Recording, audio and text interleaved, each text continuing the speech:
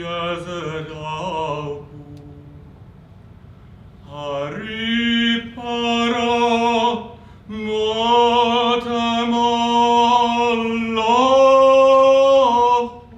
ramast God yazrahu hari para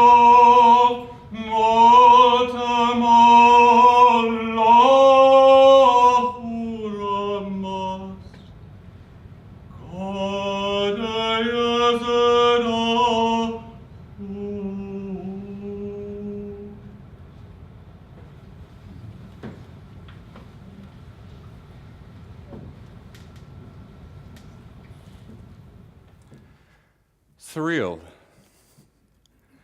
Surreal is the doorway to our innermost truth. It is the doorway to our natural authenticity. It is the doorway back home to ourself. Surreal is becoming. Over the past month, I have gone deeply into my journey and into my story. And I have dove into places that I never thought I would share. But surreal is connected to those moments in our life that something greater than us is moving us forward.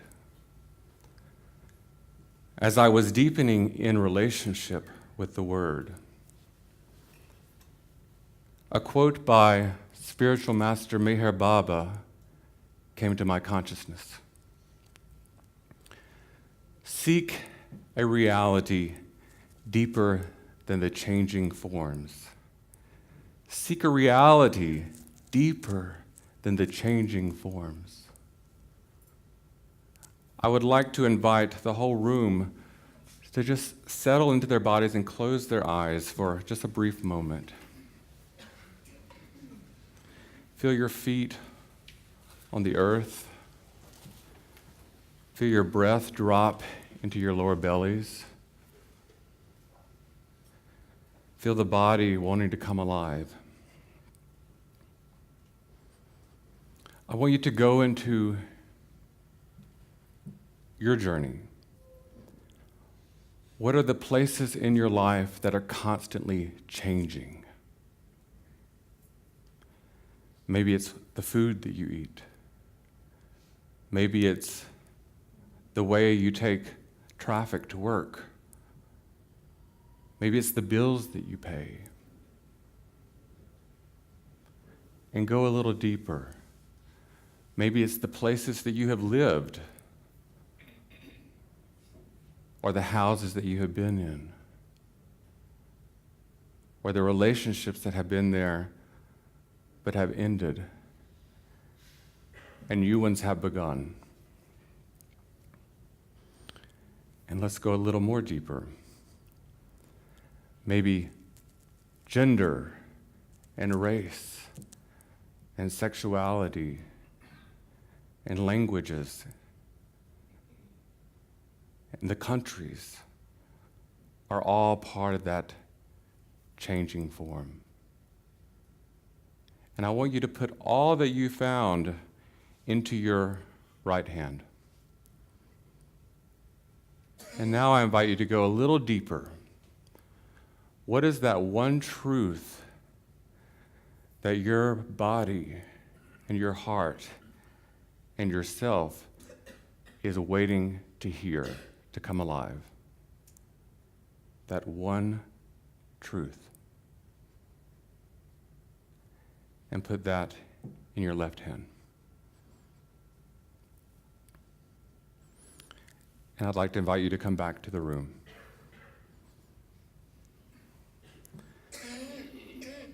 So as I dove into creating relationship with Surreal, I started to have conversations with the Word. And the Word has been very much medicine for my soul over the past month. I asked Surreal, "Who are you?" And she answered back, "I am the place where authenticity and creativity thrive. I am the place where the self is not confined. I am the place where love grows. I am the place where gender, race, and sexuality are not confined.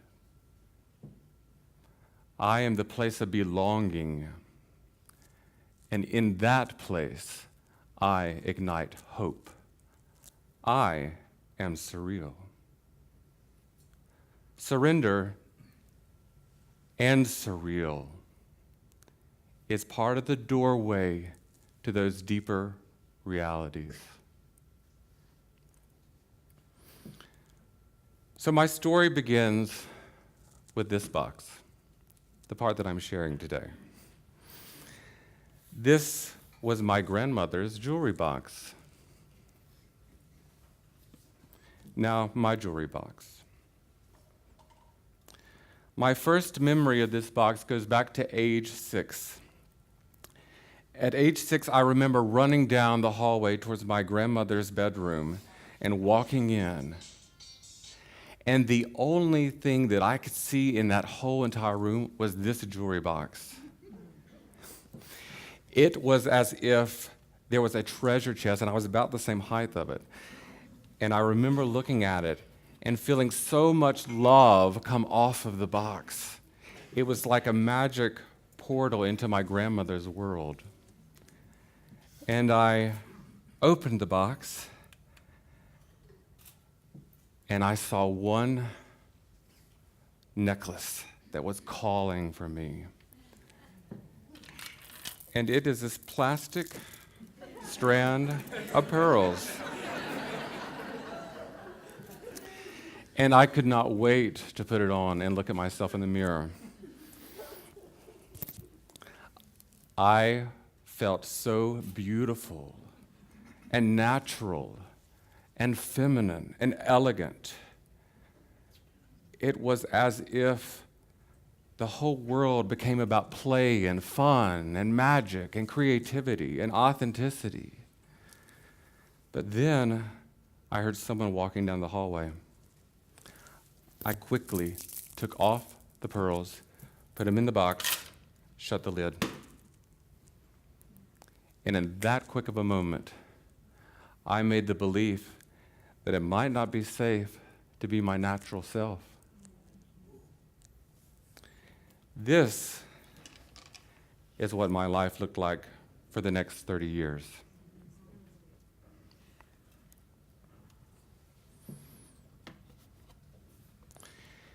And then in 2011, I decided to walk through that doorway of the surreal.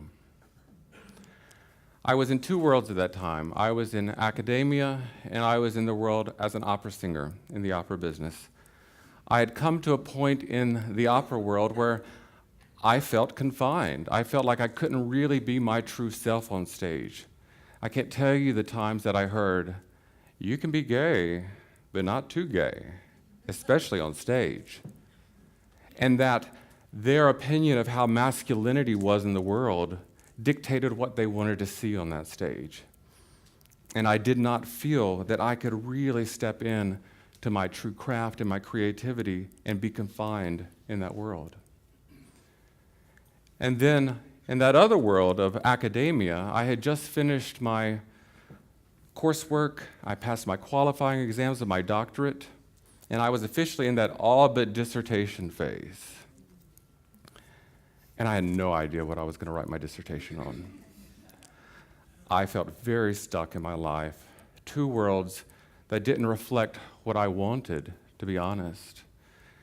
And I was in a relationship that had become very complacent. That wasn't filling my soul. My friends around me didn't reflect my values that I felt growing inside. But I knew I needed inspiration to go forward. A friend of mine had moved to Berlin, and she had decided that she was going to pursue finding management and starting her career in the European houses and begin her career as an opera singer in Europe. And I thought, wow, that sounds amazing.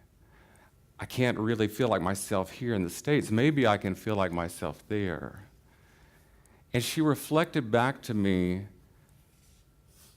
that she was in her purpose and aligned with what she heard was true for her.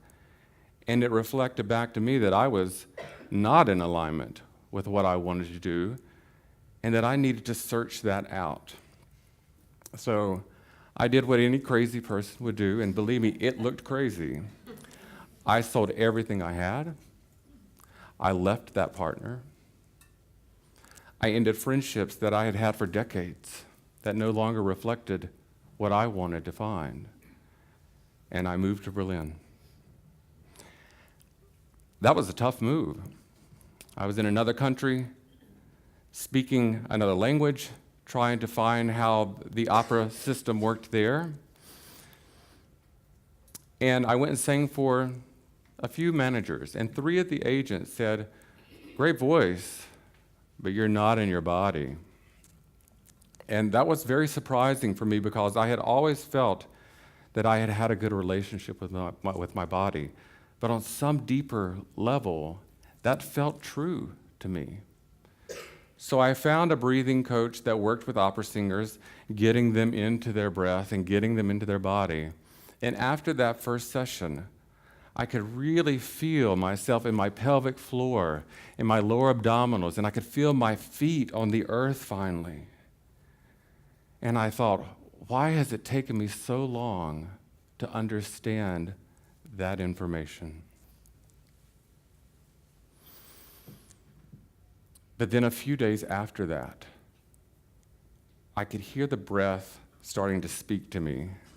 And it was whispering to me, Brad, wake up, come back home, come back home. And so at the recommendation of my breathing coach, I enrolled at the Ilse Mittendorf Institute in Berlin, a perceptible breath. This was the time when this jewelry box was thrown open and the pearls were handed back to me. I threw them on the floor, took them off the strand, rolled around with them, got to know the shadow on each, and the light on each, and the beauty on each, and the ugly on each. That time at the Institute, I could really feel my breath and body teaching me what I wanted to do with my life and where that life wanted to go. I remember working in the larger room that you see here and working to create a relationship for 3 hours with just the foot, each metatarsal, each movement to feel what it wanted to tell myself. And I started to learn how to develop that relationship with self through every part of the body, the whole way up. And working with my teacher, Hiltrud Lampe, we worked on the table of how to come back into the breath and to open those places that had really been shut down for those 30 years.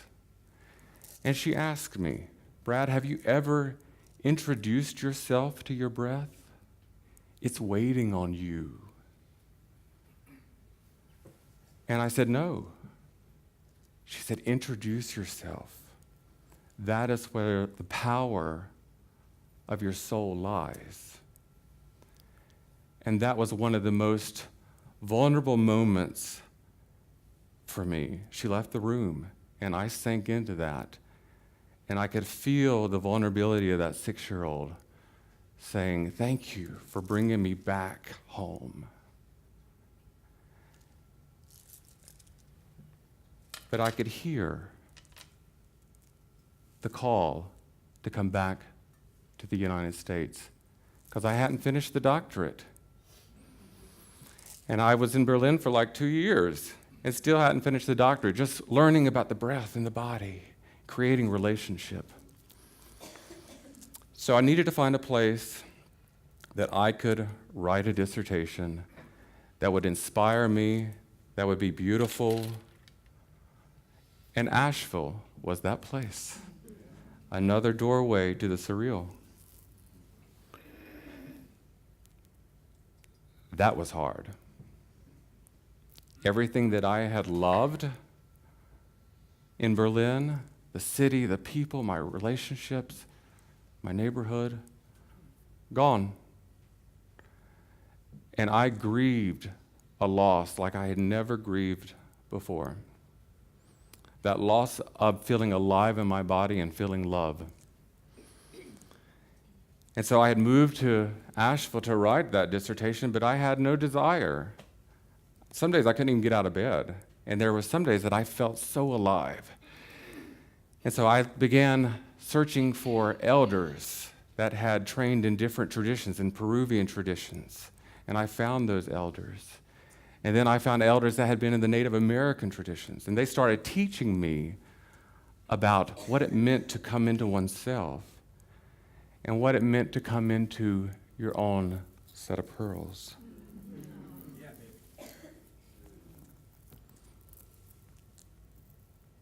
My natives in the Indian tradition and the Native American tradition have taught me about the word two-spirit.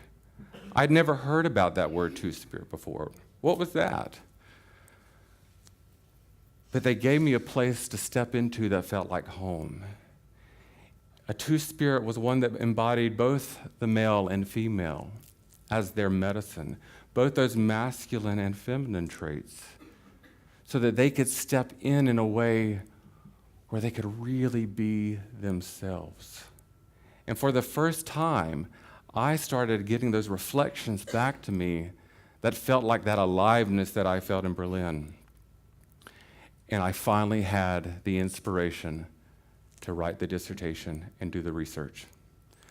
So I combined my experience that I had in Berlin at the Institute, along with the experience of coming back into my body as that two-spirit. And I did research, qualitative and quantitative scientific research, at the North Carolina School of the Arts with their singers, asking them this one question: for you to have a voice in your life and find your authenticity, what do you need? And they replied, which also reflected my own journey. The first thing we need is relationship with self. That relationship is that moment-to-moment relationship with the breathing body, with the physical body, with the emotional body, to be able to hear that intuitive voice that rises up from the self.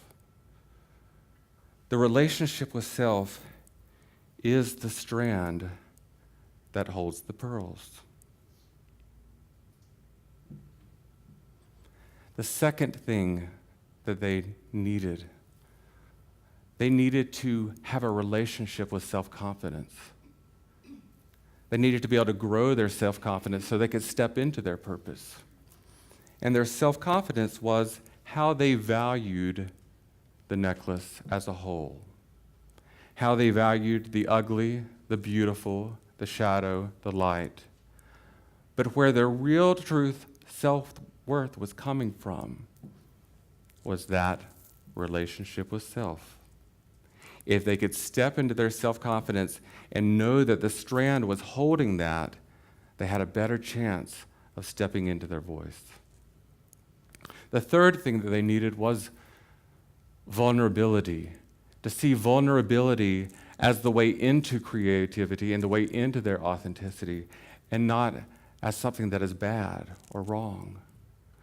Their vulnerability was the ability to stand in front of everyone with their whole necklace, with the ugly and the beautiful, but also with them knowing that the strand was what was keeping it all together. So what have I come to know about this journey and about becoming? It is that we are here to step onto the path of remembrance, remembering who you are and who you have always been, remembering that we hold great medicine as a collective, but individually, we also hold great medicine. But your medicine cannot get out into the world until you give it permission. Boxes that confine us do not give us permission. Love does not confine people to boxes. Love sets us all free.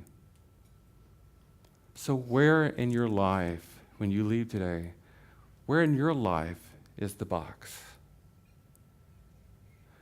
What have you confined in that box, in those changing forms? And where is that deeper reality? Where is the strand that is holding up your pearls? And so I'd like to take just a few minutes to go back in and settle into that. Ground your feet. Let your breath drop into your belly.